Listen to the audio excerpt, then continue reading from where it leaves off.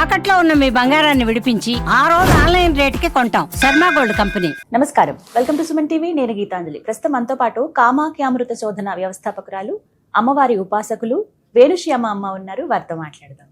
అమ్మ నమస్కారం. శ్రీ విద్యా ఉపాసన చాలా మంది మేము ఉపాసన చేద్దాం అనుకుంటున్నామండి. అసలు నియమాలు ఎలా ఉంటాయి, ఎవరెవరు చేయొచ్చు, అసలు అమ్మవారిని ఏ విధంగా కొలుచుకోవాలి, డైరెక్ట్ గా అమ్మవారి సాధనైనా ఉపాసనైనా ఇంకా ముందు చేయాల్సిన ప్రక్రియలు ఏమైనా ఉంటాయా అని అడుగుతారమ్మా. ఈ సందేహాలన్నింటినీ నివృత్తి చేయండి. అమ్మవారి ఉపాసన అంటే ఫస్ట్ చెయ్యాలి అంటే ముందు చేయాల్సింది ఏంటంటే చెయ్యాలని ఆలోచన రావడమే సంకల్పం. ఎందుకు సంకల్పం అంటే అది మన సంకల్పం కాదు, మన లోపలికి ఆలోచన వచ్చింది అంటే అది అమ్మవారే మనకి ఆలోచన ఇచ్చారు. ఎందుకు అంటే ఇంకో పని ఏదో చేయాలనిపించచ్చు కదా, దానికి బదులు ఉపాసన చేయాలనిపించింది అని అంటే తప్పకుండా ఆవిడిచ్చింది అది. కాబట్టి ఆ నిమిషమే మనం మొదలు పెట్టేయచ్చు. ఎందుకంటే ఆలస్యం అమృతం విషం. కాబట్టి మనకి అనిపించగానే స్టార్ట్ చేయొచ్చు. కాకపోతే ఏంటి అని అంటే ఇక్కడ ఉపాసన ప్రక్రియలో మనం ఏం చేయాలనుకుంటున్నాము అన్న ఆలోచన కూడా ఒక రకంగా చెప్పాలి అంటే ఆ తల్లే మనకి ప్రసాదిస్తుంది. అది తెలియకపోతే మన దగ్గరలో ఎవరైనా గురువులు ఉంటే ఆ గురువుల దగ్గరికి వెళ్ళి వారిని మనం ఏం నేర్చుకోవాలనుకున్నామో ఆ ప్రకారం వెళ్ళొచ్చు. అసలు అన్నిటికంటే ఫస్ట్ ఉపాసన అంటే అర్థం ఏమిటి అంటే దేవతకి దగ్గరగా ఉండడం అని అర్థం. అంటే ప్రతి క్షణం ఆవిడకి దగ్గరగా ఉంటే మనకు కావాల్సింది ఏదో అది అక్కడి నుంచి వస్తుంది, ఆవిడే ఇస్తుంది. అంటే మనం అనుకున్నది అది కాకపోవచ్చు, కానీ ఆ వచ్చింది మాత్రం డెఫినెట్గా మందే అవుతుంది. అది ఎలా అవుతుందండి అంటారు. ఒక్కొక్కసారి ఏమవుతుంది అంటే ఈ భూమి మీద మనం ఎవరినో చూస్తాం, మన ఫ్రెండ్స్ని, ఓహో వాళ్ళు ఇలా చేశారు కదా నేను కూడా ఇచ్చేద్దాము అని కొన్ని అట్రాక్ట్ అయ్యే సంఘటనలు కూడా ఉంటూ ఉంటాయి. ఎందుకంటే మనకు అదే ఇష్టం ఉంది కాబట్టి. ఇప్పుడు లలితా సహస్రం ఇష్టం, మీరు చదువుతున్నారనుకో, అది చూసి నాకు కూడా చదవాలనిపించవచ్చు. అలా చదువుకోవడం అదొక పద్ధతి. రెండో పద్ధతి వచ్చేసరికి ఏంటి అని అంటే అలా చదవడంతో పాటు అది చదవగా అంటే దేవతని, అంటే లలితా సహస్రనామాలు 1000 నామాలు చదవడం అని చదివితే అక్షరాలు వచ్చిన ప్రతి ఒక్కళ్ళు హ్యాపీగా చదివేస్తారు. కానీ ఇక్కడ లలితా సహస్రం చదవడం అంటే ఏంటి అంటే ప్రతి అక్షరాన్ని అనుభవించడం. ఆ అనుభవించడం అన్నది కనుక మనకు వచ్చింది అంటే తప్పకుండా అమ్మ మన మార్గం ఏదో మనకి సూచిస్తుంది. ఆ సూచించిన మార్గం గుండా మళ్ళీ ఆ కావాల్సిన పరికరాలు, అంటే గురువు అనుకోండి, లేకపోతే మనం ఎటు వెళ్ళాలనుకోండి, అవన్నీ ఆవిడే సమకూరుస్తుంది. ఆ లోపల మనం వెళ్ళిపోతే సరిపోతుంది. అంటే ముందుగా ఇవి తెలుసుకోవాలి. అసలు ఎలా ఉంటుందమ్మా సాధన ఎలా ఉంటుంది అని అంటే చాలా హ్యాపీగా ఉంటుంది నిజం చెప్తే. ఎందుకు అని అంటే అది ఎలా చెప్పాలి అని అంటే హాయిగా గాల్లో తేలుతున్నట్టు ఉంటుందన్నమాట. అంటే శరీరం బరువు తెలీదు, చాలా హ్యాపీగా అనిపిస్తుంది. ఆ ఆనందం ముందు మిగతా కష్టం అని అంటే ఏది కష్టపడకుండా రాదు సులువుగా. అంటే మీరు ఏ పని చేసినా కష్టపడి తీరాల్సిందే. అలాంటప్పుడు ఈ కష్టంలో హ్యాపీ ఉంటుంది. ఏంటి అంటే చాలా ఆనందం ఉంటుంది కాబట్టి అసలు కష్టపడినట్టే తెలీదు. ఇప్పుడు సపోజ్ చూడండి, మీరు చాలాసేపు లైన్లో నుంచుని తిరుపతి బాలాజీ వెంకటేశ్వర స్వామిని చూడాలనుకుంటారు. చాలా లైన్లో నుంచుని ఉండొచ్చు. నుంచిన తర్వాత ఫైనల్గా ఆ విగ్రహాన్ని చూడగానే మీరు నుంచున్నదంతా ఏమవుతుంది, ఎక్కడికి వెళ్ళిపోతుందో కూడా ఆ బంగారు లోగిల్లోకి అడుగు పెట్టినప్పటి నుంచి ఆయన్ని చూసిన తర్వాత ఇంకా వాళ్ళు అక్కడ మనం ఏం చేసినా ఏం పర్వాలే, ఆ ఆనందంతోనే మనం ఇంటి వరకు వచ్చేస్తాము. అంటే 7 కొండలు చాలా మంది నడిచి ఎక్కచ్చు. ఆ తర్వాత కూడా అంత పెద్ద లైన్లో ఉండొచ్చు. ఆ తర్వాత కూడా బోల్డని కష్టాలు పడచ్చు. ఏదో రూమ్ దొరక్కో అంటే నేను అందరి గురించి చెప్తున్నా. అన్ని కష్టాలు పడిన తర్వాత ఆ విగ్రహం చూడగానే ఏమనిపించదు, అంతా పోతుంది, కష్టం అంతా పోద్ది. అంతే. అంటే అదే కదా మరి ఆనందం అంటే. అది ప్రతి క్షణం అనుభవించవచ్చు, సాధనలో అనుభవించవచ్చు. ఎవరైనా చేయొచ్చు అమ్మా ఉపాసన? సృష్టిలో ఎవరైనా చేయొచ్చు. వయసుతో ఏమైనా సంబంధం ఉంటుందో? అసలు సంబంధం లేదు. అంటే కొన్ని నియమాలు అంటారు ప్రత్యేకంగా, ఇలానే ఉండాలి. ఇప్పుడు గృహస్థులు చేయొచ్చా? గృహస్థులు చేయొచ్చు, ఎందుకంటే వర్ణాశ్రమ విధాయిని కాబట్టి ప్రతి ఆశ్రమం వాళ్ళు చేయొచ్చు. ఇందులో ఏంటి అంటే ఆచార ధర్మాల ప్రకారం మన ఆశ్రమానికి ఏ ఆచారం పనికొస్తుందో ఆ విధంగా వెళ్ళడం. అక్కడ ఉన్న గురువులు మనకి సూచనలు ఇస్తారు, ఆ సూచన ప్రకారం మనం వెళ్తే సరిపోతుంది. అంటే ప్రత్యేకంగా ఇంత సమయం అని పెట్టుకోవాలా రోజులో? ఎలాగా అంటే వర్క్ చేసే వాళ్ళు కావచ్చు, వీళ్ళకి ఎలా అమ్మ మరి? ఎవరైనా సరే ఒకటి చెయ్యాలి అనుకుంటే తప్పకుండా సమయం కేటాయించాల్సింది. ఆ కేటాయించాల్సిన సమయం కూడా ఏంటి అంటే మొదలు పెట్టినప్పుడు ఎంత కేటాయించినా లైఫ్ ఆ సాధన అన్నది నిజంగా పరిపక్వత చెందాలి అంటే ఒక రోజులో అట్లీస్ట్ 4 గంటలైనా సరే సాధన చేసి తీరాలి. అంటే మన కోసం మనం ఒక 4 గంటలైనా కనుక చేయగలిగితే చాలా మంచిగా, అంటే ఏంటి అంటే అమ్మకి దగ్గరగా ఉండగలుగుతాం.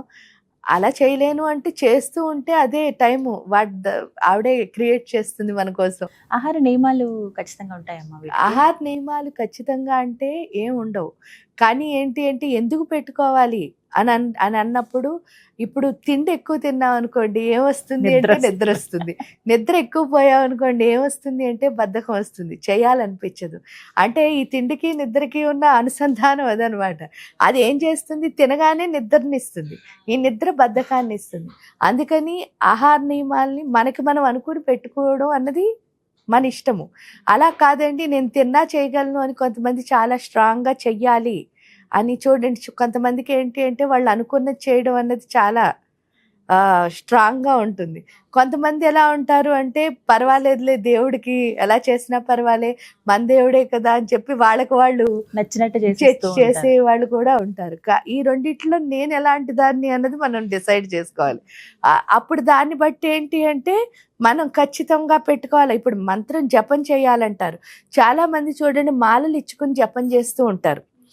లేదా 1,00,000 జపం చేయాలి, లేదా ఈరోజు ప్రతిరోజు 10,000 చేయాలి, ఇలా స్ట్రిక్ట్గా రూల్స్ పెట్టుకుంటారు. ఆ పెట్టుకుని చేసేవాళ్ళు కొంతమంది. ఎందుకంటే ఈరోజు 10 చేశాను అనుకో, 10 మాలలు అంటే 10 మాలలు అంటే 1000 సార్లు జపం చేశాను, అదే 1000ని మనం కంటిన్యూ చేద్దాము ఇన్ని రోజులు అనుకునే వాళ్ళు కూడా ఉంటారు.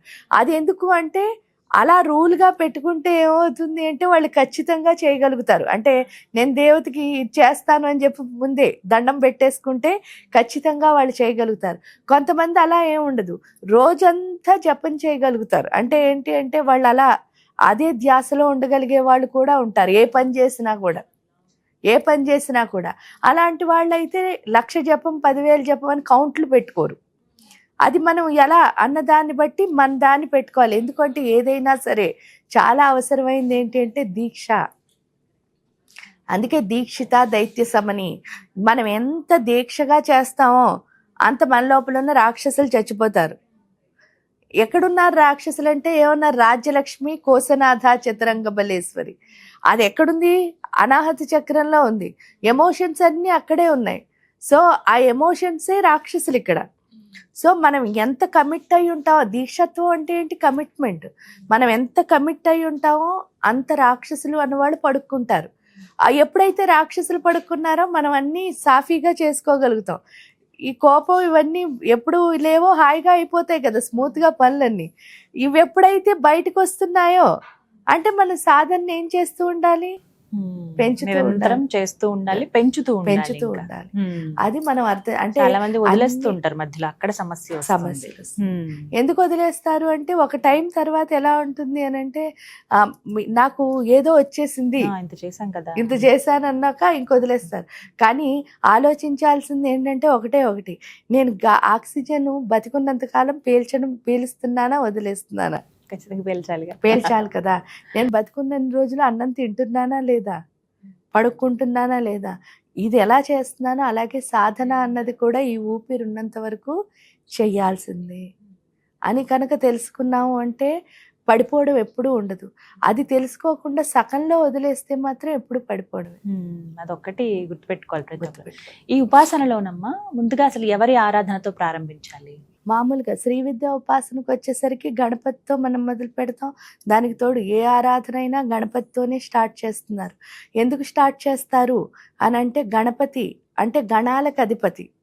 ఆ గణాలు ఎక్కడున్నాయి అంటే బాడీ పార్ట్స్ అనమాట. బోల్డని పార్ట్స్ ఒకే ప్రదేశంలో ఉంచితే దాన్ని గణములు అంటారు. బోల్డని పార్ట్స్ ఒకే ప్రదేశంలో ఉన్న బోల్డన్నిటిలో శరీరం కూడా ఒకటి. ఈ దేహశుద్ధి అన్నది గణపతి ద్వారా అవుతుంది. దేహశుద్ధి ఎందుకు అవ్వాలండి అని అంటారు. ఎందుకు అవ్వాలి అంటే ఈ శరీరం కనుక పవిత్రం అవ్వకపోతే లోపలికి దేన్ని రానివ్వం. మనం తలుపేసి కూర్చుంటాం, లోపలికి అన్ని రావాలంటే ఎలా కుదురుతాయి అంటే మనం అంతా మూసి కూర్చుంటున్నాం అనమాట. ఎప్పుడైతే శరీరాన్ని మంత్రమయం చేసుకుంటున్నామో అప్పుడు లోపలికి శక్తి అన్నది వెళ్ళడం, అప్పుడు కదా ఆత్మశుద్ధి అన్నది అవుతుంది. అందుకని చెప్పేసి ఫస్ట్ గణపతి ఉపాసన అంటే మీరు ఏదైతే సాధన చెయ్యాలనుకున్నారో ఆ సాధన యొక్క పూర్తి ఫలితాన్ని మీరు తీసుకునే స్థితి ఎవరిస్తారు అంటే గణపతి. లేకపోతే ఏమవుతుంది, మీరు చూస్తారు చాలామంది అంటే సత్యనారాయణ వ్రతాలను కానీ వేరు వేరు పూజలు కానీ వెళ్తారు. అన్ని పూజలకి వెళ్ళినప్పుడు ఏమవుతుంది అంటే చాలా అంటే బోల్డ్ అంతమంది కూర్చుని ఉంటారు, ఎవరో పూజ చేస్తూ ఉంటారు, పురోహితులు పూజ చేస్తూ ఉంటారు. ఈ కింద కూర్చున్న వాళ్ళు ఎవరైనా ఆ పూజ మీద కాన్సన్ట్రేషన్తో ఉంటారా? వీళ్ళు ఏదో మాట్లాడేసుకుంటూ ఉంటారు. కానీ అక్కడికి ఎందుకు వెళ్ళాను అని ఒక్కసారి ప్రశ్నించుకుంటే అప్పుడు ఇంట్లో కూర్చుని మాట్లాడుకోవచ్చు కదా. దానికి బదులు నేను గుడికో ఎక్కడికో వెళ్ళాను అంటే ఏంటి, అక్కడికి వెళ్ళింది ఎందుకు అంటే ఆ పూజ యొక్క శక్తితో మన ఆత్మశక్తిని పెంచుకోవడానికి మనం వెళ్ళాం. కానీ అది కాకుండా నా పేరు గోత్రం ఇచ్చేసాను, నా కోరిక తీరిపోతుంది, వాళ్ళు ఎవరో పూజ చేస్తారు. అసలు ఇది ఎప్పుడైనా వర్కౌట్ అవుతుందా? అసలు ఆలోచించాం. మనకు మనం మాట్లాడేసుకుంటూ ఉంటే ఇప్పుడు సపోజ్ చూడండి, నేను మీ ఇంటికి వచ్చాను, మీ ఇంట్లో అందరూ మాట్లాడుకుంటూ నన్ను అసలు పట్టించుకోలేదనుకో, నేను ఎలా ఫీల్ అవుతాను? ఎందుకు వచ్చానా అని అనుకుంటాను. మరి అప్పుడు గుడిలో దేవుడు కూడా అంతే కదా, నా కోసం వచ్చావా, నువ్వు మాట్లాడుకోవడానికి వచ్చావా అని. అప్పుడు ఇప్పుడు ప్రాణం ఉంది కాబట్టి నేను బాధపడినట్టు అర్థం అవుతోంది. అక్కడ ప్రాణం ఉంది కానీ మనకు చూసే శక్తి లేదు కాబట్టి మనకు అర్థం కావటం లేదు. కానీ ఆ శక్తిని కనుక నిజంగా మనం అర్థం చేసుకుని మన ఆత్మతో అనుసంధానం చేసుకుంటే మనం ఎంతో గొప్పగా ఎదుగుతాం. అందుకని ఏ పూజకి వెళ్ళినా సరే అస్సలు మాట్లాడకూడదు, ఏదో ఒక మంత్రం చేసుకుంటూ అక్కడ కామ్గా కూర్చుంటే మన ఆత్మ అన్నది శుద్ధి అవుతుంది. అందుకే వెళ్తున్నాం పూజకి. అది తెలియాలి కాబట్టే ఫస్ట్ గణపతి పూజ చేస్తారు. అంటే గణపతి ఏం చేస్తున్నాడు అంటే ఆ దేవతను అర్థం చేసుకునే స్థితిని ఇస్తున్నాడు, మనకి స్థితి అందిస్తారు మనకి. ముందుగా గణపతి ప్రారంభమవుతుంది. గణపతిని ఎలాగా చూస్తారమ్మా? ఇక్కడ ఏ పేరుతో ఉంటారు? గణపతిగానే ఉంటారు. గణపతి, విఘ్నేశ్వరుడు ఏదన్నా ఆయనే, కానీ గణపతి అనే చెప్తాం మనం. ఇలా మొట్టమొదట ప్రారంభం. ఇక తర్వాతే ఘట్టం ఏంటి అసలు శ్రీ విద్యోపాసనలో? తర్వాత వచ్చేసరి గణపతి సాధన ఎప్పుడైతే కొన్ని రోజులు చేస్తామో అసలు మనకి శ్రీ విద్య ఒక వే అన్నది అర్థమవుతుంది. ఎందుకంటే అంతకుముందు ఏంటి అంటే ఇందాక చెప్పినట్టే ఒక చెట్టు రూట్ అదే ఉంది, చివర అదే ఉంది, మధ్యలో బోల్డని కొమ్మలు వచ్చాయి. ఏమవుతుందంటే ఇది కాకపోతే అది, అది కాకపోతే ఇది అని కొమ్మల మీద జంప్ చేసే మనకి గణపతి ఏం చేస్తాడు అంటే ఈ రూట్ నుంచి నీ చిటారు వరకు వెళ్ళే రూట్ ఏదైతే ఉందో ఆ డైరెక్షన్ డీవియేట్ అవ్వకుండా ఒక ఫోకస్గా వెళ్ళడం నేర్పిస్తాడు. ఎప్పుడైతే మనం అటు ఇటు ఊగకుండా కాన్సన్ట్రేషన్గా ఫోకసివ్గా వెళ్ళగలుగుతున్నామో ఆ వెళుతున్న సమయంలో ఏమవుతుంది అంటే మధ్యలో మన ఏంటంటే మూలాధారంలో గణపతి ఉంటాడని మనందరికీ తెలుసు. ఈ మూలాధారానికి స్వాధిష్టానానికి ఒక లింక్ ఉంటుంది, దాని పేరు బ్రహ్మగ్రంథి అని పిలుస్తారు. ఈ సాధన చేస్తున్నప్పుడు గణపతి సాధన బ్రహ్మగ్రంథి విభేదన అన్నది అర్థమవుతుంది. ఎప్పుడైతే బ్రహ్మగ్రంథి విభేదన జరుగుతుందో ఆ జరగడం వల్ల అర్థమయ్యేది ఏమిటి అని అంటే అసలు నా పర్పస్ ఏంటి, నేను ఎందుకు ఈ భూమి మీదకి వచ్చాను, సృష్టి రహస్యం అంటారు. అంటే నేను ఎందుకు పుట్టాను అన్నది అర్థమయ్యే స్థితి గణపతి ఇస్తాడు. ఎప్పుడైతే మనం ఎందుకు పుట్టాము అన్నది అర్థమైందో ఇంక మనం డీవియేట్ అవ్వడానికి ఆస్కారం లేదు కదా. చక్కగా చిటారు కొమ్మకి వెళ్ళడానికి రూట్ తెలిసింది, వెళుతున్నాం. ఈ వెళుతున్న సమయంలో ఏమవుతుంది అని అంటే చిన్న చిన్న అట్రాక్షన్స్ ఏవో వస్తూ ఉంటాయి, వస్తాయి, బోల్డన్ని వచ్చేస్తాయి. ఎందుకు అంటే ఇప్పుడు మనం వెళుతున్నది దేనికి అంటే ఆ మేరు పర్వతంలో ఆవిడ సింహాసనం ఏదైతే ఉందో అందులో కూర్చోవడానికి వెళుతున్నాం. ఆ కూర్చోవడానికి వెళుతున్న మనకి అంటే ఉపాసన అంటే అదే కదా, ఆ దేవతని చూస్తూ చూస్తూ చూస్తూ చివరికి ఆవిళ్ళ మారడం అంటే ఆ పెద్ద సింహాసనంలో మనం కూర్చోవడానికి వెళ్తున్నప్పుడు మరి మనకు చిన్న చిన్న ఆలోచనలన్నీ ఉన్నాయనుకోండి, అప్పుడు ఆ సింహాసనంలో కూర్చుని అంత చీప్గా బిహేవ్ చేస్తే బాగుంటుంది. అందుకని చెప్పేసి మనకి అట్రాక్షన్స్ ఏవైతే వస్తాయో వాటిని మనం నిర్మూలించుకోవాలి. కాబట్టి శ్రీ విద్యా ఉపాసనలో రెండోది రాజశ్యామల ఉపాసన. రాజశ్యామల మీకేమంటారంటే దేవత ఆకర్షణ శక్తి అని పిలుస్తారు. ఈ దేవత ఆకర్షణ శక్తి అని ఎందుకు పిలుస్తారు అని అంటే మీరు చూసినప్పుడు ఏమవుతుందిట, మామూలుగా ఏదైనా సరే ఒక వజ్రాన్ని వజ్రంతోనే కొయ్యాలంటారు. మనలో ఉన్నవన్నీ చిన్ని చిన్ని పిచ్చి పిచ్చి ఆకర్షణలు. అవునా? అంటే ఏంటి, ఈ ఇల్లు కావాలి, ఆ కారు కావాలి, లేకపోతే ఆ టీవీ కావాలి, డ్రెస్ కావాలి, షూ కావాలి, ఇలాంటివి. అవన్నీ అసలు పనికిరానివి. కానీ నిజమైన ఆకర్షణ ఏదో అర్థమైపోయింది అనుకోండి, ఈ అక్కర్లేనివన్నీ మనం చూస్తావా? ఎందుకు చూడకూడదు అంటే, మణిద్వీపం గురించి మీకు వర్ణించినప్పుడు అందులో చూడండి 44 ప్రాకారాలు ఉంటాయి అమ్మవారి చుట్టూ. ఆ 44 ప్రాకారాల్లో మీరు ఎప్పుడైనా వింటే మీకు అర్థమవుతుంది. వజ్ర ప్రాకారం, వైఢూర్య ప్రాకారం, ఇంద్రనీల ప్రాకారం, ముక్తారత్న ప్రాకారం, అంటే అన్ని ప్రీషియస్ నవరత్నాలు అక్కడే గోడల కింద ఉన్నాయి. ఆ నవరత్నాలు గోడల కింద ఉంటే జనరల్ గా మనకున్న బుద్ధి ఏమిటి, అవి తీసుకోవాలని. కానీ నిజమైన ఆలోచన అక్కడ ఏముండాలి, ఈ గోడలే ఎంత బాగుంటే గోడల వెనకాల ఉన్నవాడు ఎంత అద్భుతంగా ఉంటుందో. ఇంతకు మించింది ఏదో అక్కడ ఉంటుంది. ఎందుకు అని అంటారంటే, ఇప్పుడు మీ ఇంట్లో అంత గొప్పది పెట్టుకోగలిగారు ఒక వస్తువు అని అంటే, మీరు ఇంకా గొప్పవాళ్ళు అయి ఉండాలిగా. అప్పుడు ఆ గోడే ఇలాంటి నవరత్నాలు అయితే మరి ఆ వెనకాల ఆవిడ ఇంకెంత పెద్ద రత్నమో మనకి తెలియదు కదా. అందుకని చెప్పేసి అది కనుక మనకి థాట్ వచ్చిందా, మన లైఫ్లో మనం చాలా గొప్పగా ఎదిగిపోతాం. జనరల్గా ఏంటంటే ఇక్కడితోనే ఆగిపోయేవాళ్ళు. అందుకే ఏంటి ఒకసారి వెలిగినట్టు వెలిగి చాలా కొంచెం కింద ఇక్కడితోనే ఆగిపోయే వాళ్ళే ఎక్కువ ఉంటారు. అది అవ్వకూడదనే మన గురువులు చాలా గొప్పవాళ్ళు.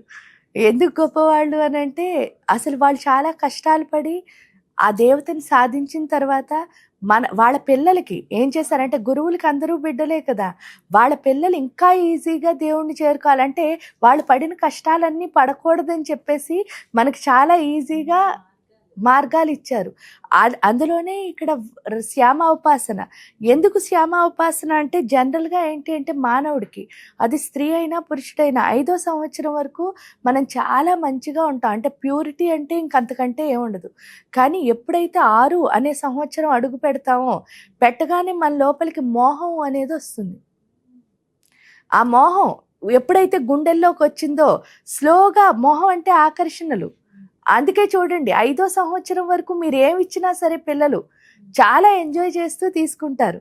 6th ఇయర్లో అడుగు పెట్టగానే మనం ఏమి ఇచ్చినా సరే అది కాదు ఇంకోటి కావాలంటారు. అవును, వేరియేషన్ వచ్చేస్తుంది. అంటే ఉన్నదాన్ని ఏం చేయలేకపోతున్నారు వాళ్ళు, ఎంజాయ్ చేయలేకపోతున్నారు. అలాగే మనంత పెద్ద అయ్యేసరికి ఇంకా ఇంకా ఇంకా పెరిగి అసలు ఉన్నదాన్ని దేన్ని ఎంజాయ్ చేయం మనం, ఇంకా లేనిదేదో అడుగుతూ ఉంటాం.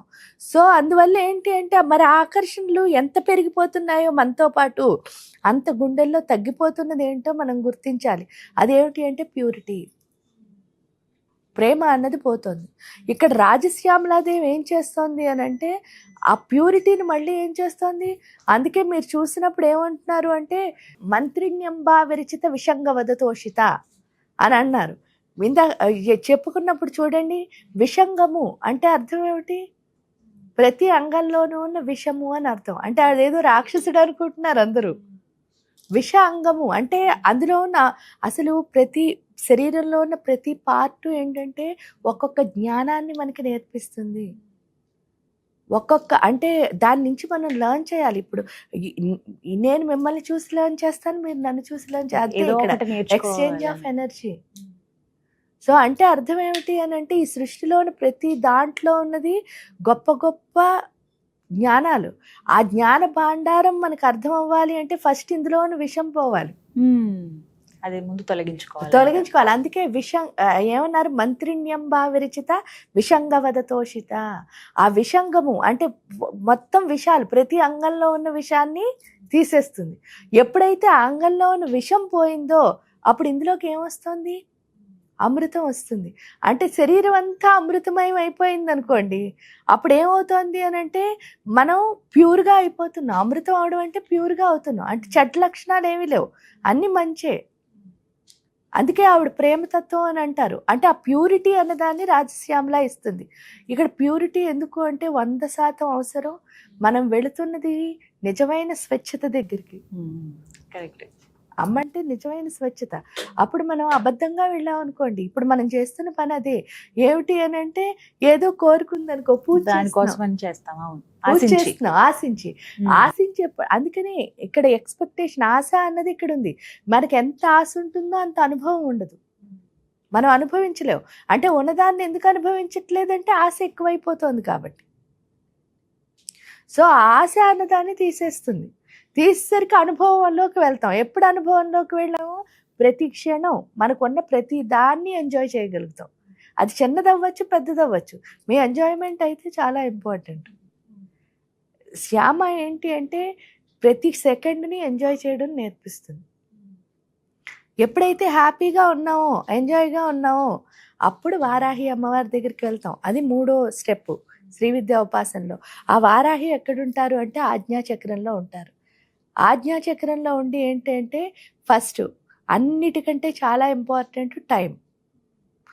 ఏంటి అంటే చాలా మందికి చాలా ఇష్టమైంది టైమే, కానీ వాళ్ళు ఏంటంటే వాళ్ళ టైం గొప్పది, మిగతా అందరి టైం వేస్ట్ చేస్తారు. అవును. కానీ ఇక్కడ ఏం నేర్పిస్తుంది అంటే ఫస్ట్ నా టైంని నేను కరెక్ట్గా పెట్టుకోవడం నేర్పిస్తుంది. ఎట్ ది సేమ్ టైం అవతల వాళ్ళ టైంని కూడా నేను ఏం చేయాలి, గౌరవించాలి. ఎందుకు అంటే కష్టపడిన వాడికి ఎప్పుడు కూడా అవతల వాడి టైం మీద వాల్యూ ఉంటుంది. ఇక్కడ ఆవిడ చెప్పేది ఏంటి అంటే ప్రతి క్షణం హార్డ్ వర్క్ చేయడమే. ఎందుకు హార్డ్ వర్క్ చేయాలి అంటే ఎవరైతే ప్రతి క్షణం పని చేస్తూ ఉంటారో వాళ్ళే హ్యాపీగా ఉంటారు. పని ఏమీ లేదనుకోండి, అలా కామ్గా కూర్చున్నాం అనుకో, వెంటనే ఏమొస్తుంది, ఏదో ఏడుపులా వచ్చి డిప్రెషన్ వచ్చి చివరికి చికాకు వచ్చేస్తుంది. ఒక్క డే కూడా ఉండకూడదు. అంటే మనకి హ్యాపీనెస్ని ఇచ్చేది మన వర్కే. అందులో లీనమైపోవాలి. అది వారాహి నేర్పిస్తుంది. అప్పుడు ఇంకా భూతకాలం భవిష్యత్ కాలం ఏం పల్లె, ఎప్పుడూ వర్తమానాన్ని ఎంజాయ్ చేస్తూ చాలా ఉత్సాహంగా. ఎందుకంటే మీరు ఎంత వర్తమాన కాలంలో పనిచేస్తూ ఉంటారో అంత హ్యాపీగా ఉంటారు. ఉత్సాహం అన్నది అక్కడి నుంచే వస్తుంది. ఆ ఉత్సాహం వచ్చిన తర్వాత అమ్మ ఏం చేస్తుంది, ఫస్ట్ ఆలోచనల్లో క్లారిటీ ఇస్తుంది. ఎప్పుడైతే ఆలోచనల్లో క్లారిటీ ఇచ్చిందో అప్పుడు ఆ ఎనర్జీ కిందకు వచ్చి ఈ యొక్క ఏంటి అంటే విశుద్ధి ఆజ్ఞా చక్రాల మధ్యలో 3వది ఉంటుంది. దాని పేరు రుద్రగ్రంథి. ఆ రుద్రగ్రంథి విభేదన అన్నది అర్థమవుతుంది. ఎప్పుడైతే రుద్రగ్రంథి విభేదం జరుగుతుందో అప్పుడు అర్థమయ్యే ఒకే ఒక విషయం ఏమిటి అని అంటే ఈ సృష్టి అంతా ఒక్కటే. అప్పటి వరకు ఏంటంటే ఒకటే ఒకటే ఒకటే అంటూ ఉంటాం కానీ ఒకటే కాదు, అన్ని వేరే. కానీ ఇక్కడికి వచ్చిన తర్వాత పూర్తిగా అర్థమయ్యేది ఒక్కటే. అది వారాహి వల్ల నేర్చుకుంటాం. ఇంకా ఈ శ్యామలో నేర్చుకునేది ఏంటంటే ప్యూర్ అని చెప్పాను కదా, అది ఎలా వస్తుంది అంటే ఈ మణిపుర అనాహత చక్రాల మధ్యలో విష్ణు గ్రంథి విభేదన జరుగుతుంది శ్యామ ఉపాసనలో. ఎప్పుడైతే అయిందో విష్ణు మాయా విలాసిని, మాయలన్నీ పోతాయి, నిజం వైపు వెళ్ళడం వస్తుంది. క్లారిటీ. అది ఈ ముగ్గురు. అది అయిన తర్వాత దానికి తోడు ఏంటంటే 3 శరీరాలు శుద్ధి అవుతాయి. స్థూల శరీరాన్ని గణపతి శుద్ధి చేస్తే, సూక్ష్మ శరీరాన్ని రాజశ్యామలా శుద్ధి చేస్తే, వారాహి అమ్మవారు కారణ శరీరాన్ని శుద్ధి చేస్తారు. ఎప్పుడైతే ఈ శరీరం మీద భ్రాంతి అన్నది వదులుతుందో అప్పుడే నిజమైన శ్రీ విద్యా ఉపాసనలోకి అడుగు పెడతాం. అప్పుడు ప్రారంభమవుతుంది. అదే శ్రీ విద్యా ఉపాసన, దాన్ని లలితోపాసన. ఆ లలితోపాసన అంటే అర్థమే లలిత అంటే హ్యాపీ అని. లోకాన్ లాలిత్యతే ఇది లలిత అంటే లోకాలన్నిటినీ హ్యాపీగా ఉంచుతుంది. ఎలా ఉంచుతుంది అంటే అది తెలియకే అన్నీ చుట్ట పెట్టుకుని వస్తాం. ఇది కాలేమో, దీనికోసం అది, దానికోసం ఇది. ఎందుకు చదువుకుంటున్నాం అంటే ఉద్యోగం ఎందుకంటే సెటిల్ అవడానికి. సెటిల్ ఎందుకు అవుతున్నారంటే ఇది అన్నీ అనుకుంటున్నాం. కానీ తీరా అన్నీ అయిన తర్వాత ఒకే ఒకటి అర్థమవుతుంది ఏంటంటే ఇవేవి నాకు ఆనందాన్ని ఇవ్వవు. కరెక్ట్. మరి ఏదో ఆనందం ఇచ్చింది అని అంటే 2 ఉండాలట మానవుడి దగ్గర. ఆ 2 ఏంటి అంటే 1 శక్తి, 2 జ్ఞానం. నీ నాలెడ్జ్, నీ ఎనర్జీ తప్ప నీకేవీ హ్యాపీ ఇవ్వదు. అదొక్కటే మనకు అర్థం చెప్తుంది అమ్మ. ఎప్పుడైతే నాలెడ్జ్, ఎనర్జీ మాత్రమే నాకు ఆనందాన్ని ఇస్తుందని అర్థమైందో అవి 2టిని గెయిన్ చేసుకుంటే చాలు, మిగతావన్నీ అసలు వస్తాయి. ప్లస్ తెలుసుకుంటాం ఏది అవసరం అనేది. అంతే లలిత. ఈ విధంగా లలిత ఉపాసన మొదలు పెడతాం. రోజులు అంటూ ఉంటాయమ్మా వీటికి? ఎలా అసలు రోజుల్లో ఇంత సమయం అనేలా?